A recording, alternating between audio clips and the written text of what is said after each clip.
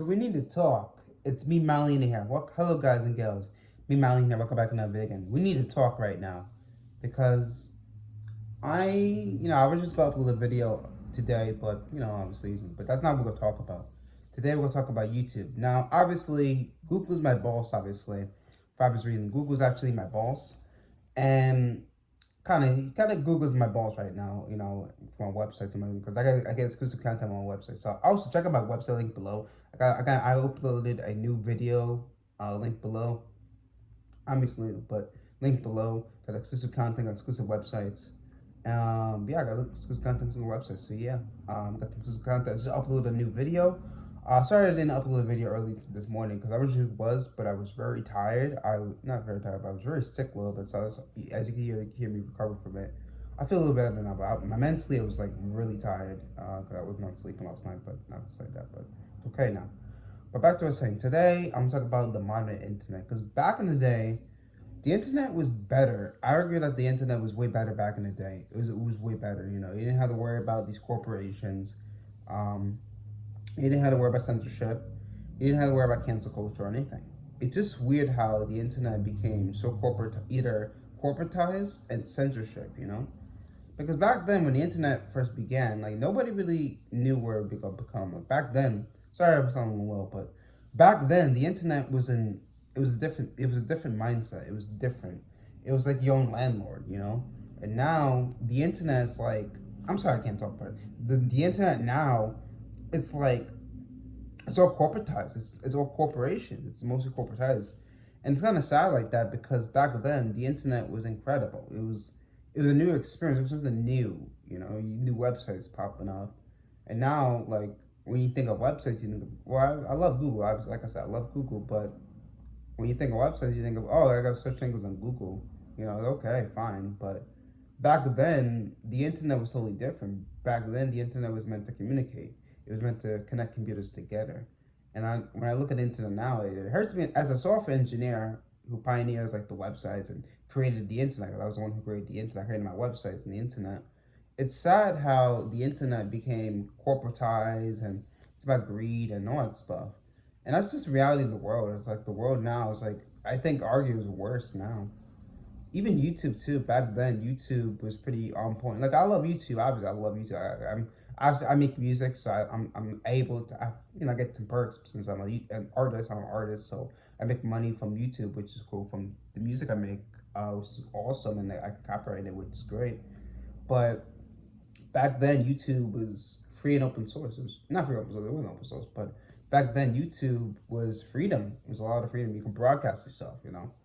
But it's really hard to adapt with YouTube at the times where like you have to censor a lot of things. It's like I don't know how to explain it, but when you do YouTube now, it's like or anything on the internet, it's like you have to censor a lot of things to censor a lot of things, and it's really hard. It's really frustrating. As a person with bipolar, because I suffer from bipolar, it is really harder now in that sense. But back then, when I remember when I was born, I grew up with old YouTube. I still remember watching YouTube, and it was very different time. You had Filthy Frank, you had like orange, annoying orange. Well, no, orange was a little bit annoying, but it was cringy, but it was good. You didn't have to worry about corporations. The problem now is like it's all corporatized. It's all corporatized, which and the only reason why I started Mount Lena is because I had to because I couldn't be like on YouTube. You cannot be a social media influencer. And then even most people on YouTube are like, oh, you should edit it like crazy, edit your video like crazy, and like put crazy ads, which I get, but my audience does not like that. My audience most of my audience right here now, they're not kids. They're actually older audience. They're like in their 20s or their 30s, which is awesome. That's what I like about my audience because they're adaptable. Thank you for, by the way, 230 subscribers.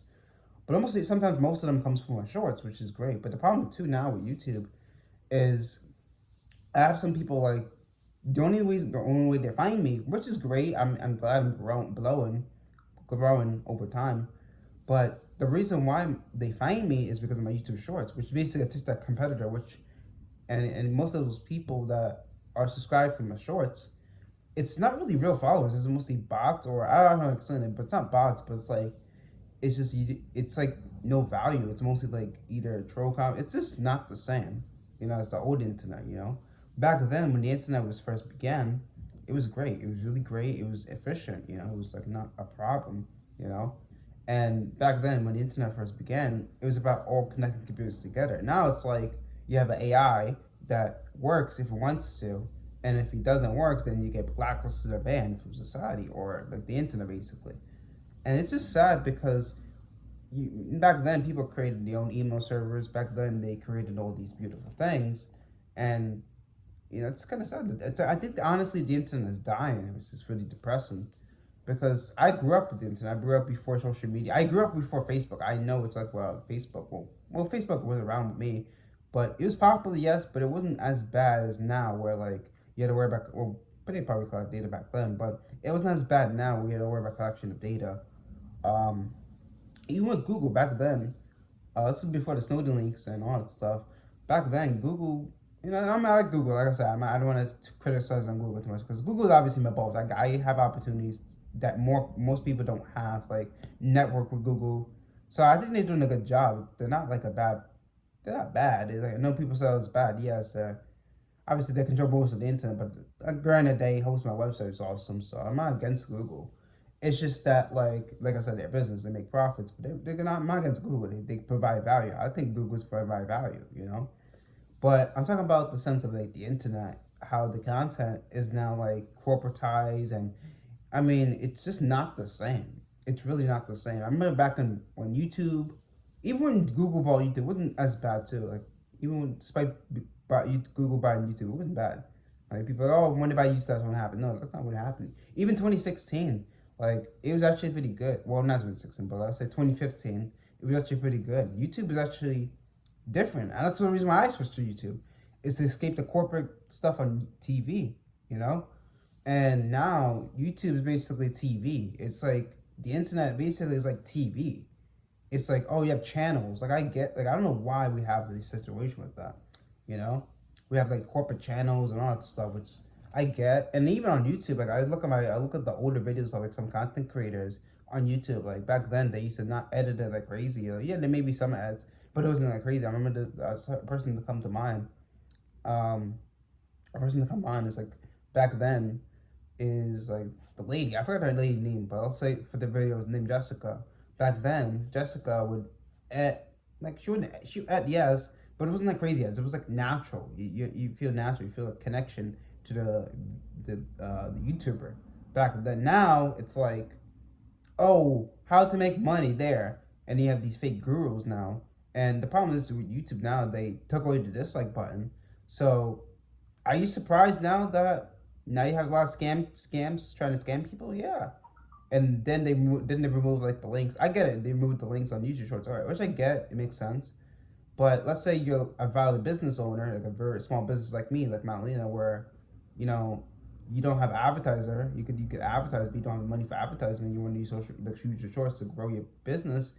You can't do it now because they removed the option to put links, which I get, safety reasons. But if it's you creating a video, like they could verify. I mean, you could verify. I have a verified check mark, and I think there's a way you're right to verify. They verify IDs, so they could track it in theory, which I get. But that'd be more surveillance, which is a problem. Also, back then, YouTube, you didn't really need an ID to verify your channel back then. That's what I noticed about now. Like back then, you didn't really need ID. But I really honestly think that the biggest solution to this problem is to ban AI. If you ban AI, the internet probably will flourish really well. Because I think AI now, like, yes, it could be used for good, but mostly AI is all negative, in my opinion. There's some cases where it's good, but if AI did not exist, I honestly think, I could be wrong, if artificial intelligence did not exist, then the internet would probably be more healthier, to be honest, because most of even Twitter now, like I look at my comments, my Twitter now, it's mostly bots. Most people, I don't ever have one real follower. Most of the thing was bots, and I fall for some of them. Some of them was just ridiculous. Granted, I didn't lose any money, thank God, but it's like mostly bots, which is a problem. Also, the banking industry uses like some two-factor authentication, which doesn't even work, by the way, because even if you're in the right, even let's say you got scammed and it was a mistake on your end and you didn't know it, they blame you for, oh, because you're responsible, it's your fault, despite having a secure connection. And this is why I think the internet is dying. Like back then, the internet, you didn't have to worry about banks, you didn't have to worry about corporations, you didn't have to worry about all these corporate webmasters. You didn't even have to worry about net neutrality, because I actually support net neutrality, which is really cool because I rely on net neutrality for my obvious reasons. But even like when I was using like the internet, like even though I was using like what's it called, like not Google Fi particularly, but like some mobile connection, like mobile calls. Back then it was, you have obviously now we have unlimited calls, but when it comes to data, that's not limited, which sucks. Which I think the government should step in with that. Also, let me talk about smartphones. Back then, smartphones had to move a battery. I know this is like off tax, but this connects to like you own everything and they'd be pissed. But back then, we had a lot of ownership when it comes to music. This is why I create music. I make it open source, try as much as possible, because my music mostly is free. I try to make it free software music, you know. But I think free software should be protected. This is why I switched to Linux too, because the reason I switched to Linux and my laptop I use Linux is because it's free software. I realize even my music player I use VLC, all that stuff, because I at least own the content. It's free software. You own it, you know. Nowadays with these corporate software, you don't own the content. Like the internet, majority of the internet, you don't own the content. You don't. Oh, it's 11 I was working on, but you don't own the content. Mostly of these websites, like you don't own it, and you're like, I don't know where to explain it, but the internet became where you're basically renters. We're basically renting our music. We rent our games. We rent our content, and it's not the back. Like back then, let me put it up. Before the internet, game companies had to rely on making games perfectly, making very good performance. And back then, I'm sure you an example. Let me just get my. I'm sorry, we got it back. Hold on, let me. Sorry, let me get something real quick. Hold on, I have to get to something. Sorry about that. Sorry about that. I'm back. Okay, sorry about that. I had to be right back. Sorry, let me get my mic. I'm back. So, back then, use a console like a Game Boy. This is a Game Boy here. This is a Game Boy. I have this Game Boy personally. This is a Game Boy. I bought this Game Boy because the reason why, and this is why I'm doing this for a second. This is going to connect to everything. Sorry about that. This is going to connect to everything. You have a cartridge, and this cartridge, well, it's a flash cartridge, obviously, but this cartridge, I have games I created on here. This is why I make games physically, because this cartridge, I don't have to connect to the internet. I don't have to check, oh my God, I need to verify my IP address or my ID, whatever, or some nonsense, basically, where I need to check to say, hey, I need to connect to the internet to do it. Because the much I love the internet, I kind of hate it now, because now everything with the internet requires for everything. It's not back then where, see, back then with the Game Boy, you don't need the internet. It actually works, you know? And now, look, I don't want to give props to, like, Fortnite or something. I mean, Fortnite's a pretty good game. I'm not gonna lie, it's a good game. Well, some people love it, some people hate it. I think it's a decent game. But the problem with Fortnite is you don't own the content. Well, obviously, Fortnite has owned it, but like back then, a game you own was on here. Call me old-fashioned, call me a boomer. I don't care if I'm a boomer. I'm Gen Z. I play Game Boy games.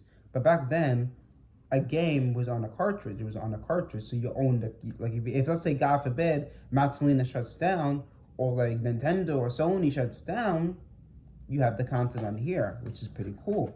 And this is why Marlene's going to change the industry, and Marlene's going to bring back software.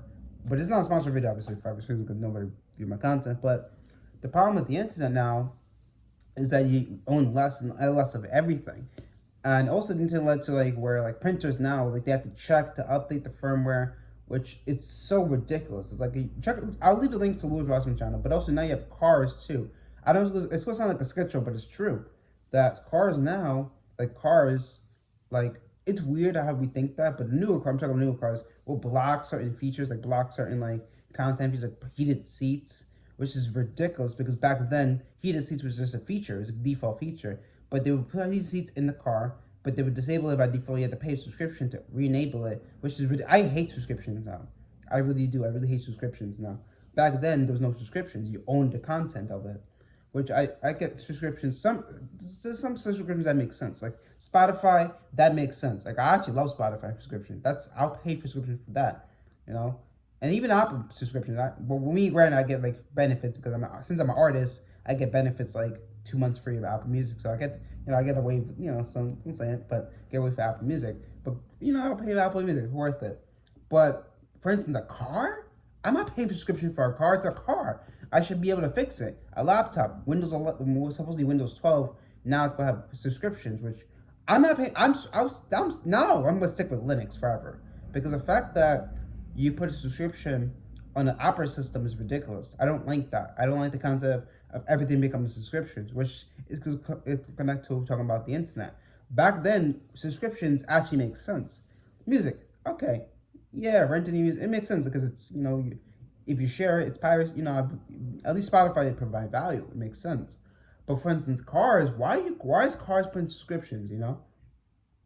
YouTube Premium is actually pretty decent, obviously, but the problem is you can't download the video, which I get from copyright reasons, but at least you don't get the ads, so you get support at least. YouTube Premium's not bad, but I know some people hate it because you can't download the offline videos which kind of sucks a little bit, but it's fine. I love YouTube Premium. I'm a bias. I love YouTube Premium because Google's doing a phenomenal company. But even then, I don't. I mean, if you want to support, you can use subscriptions.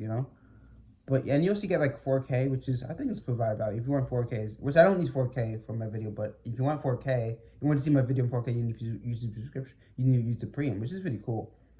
But back then, the internet means something. Back then, you owned the internet, so it's kind of sad how the internet went that way. And I hope the internet comes back. So I think let's go to the video. I really love you guys, and I'm out.